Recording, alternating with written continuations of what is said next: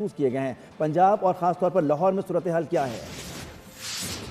लाहौर में भी ज़लज़ले के झटके जो है महसूस किए गए हैं। शहरियों में खौफ राज जो है वो फैला है, क्योंकि यकीनन काफ़ी ज़ोरदार जो है वो झटके थे, जिसके बाइस जो शहरी थे वो अपनी इमारतों से कलमा तैयबा का विर्द करते हुए जो है वो बाहर आए हैं।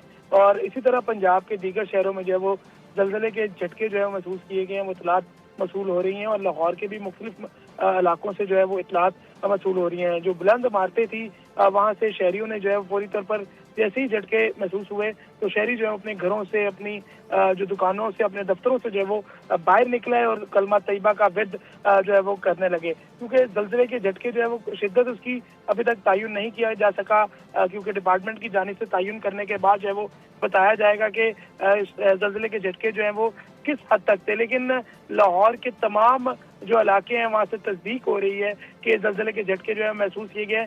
जिन घरों के पंखे बंद थे, उन घरों के पंखे जो हैं वो बाकायदा तौर पर हिलते हुए दिखाई दिए हैं। उसके जी, साथ-साथ जो दफ्तरों की जो टेबल्स और चेयर्स थी, वो चेयर्स और टेबल जो है वो हिलते हुए दिखाई दिए हैं। तो इसी तरह लाहौर के मुख्तलिफ मकामात में ज़लज़ले के झटके महसूस किए गए, जिसके बाद शहरियों में खौफ-ए-राज़ फैल गया और कलमा तैयबा बिल्कुल, का बहुत विर्द शुक्रिया। खुर्रम किया मलिक जा लाहौर रहा से है। अपडेट कर रहे थे। सलमान अमान हमारे साथ मौजूद थे। आपका भी शुक्रिया। मुल्क के तूल और अर्ज़ में ज़लज़ले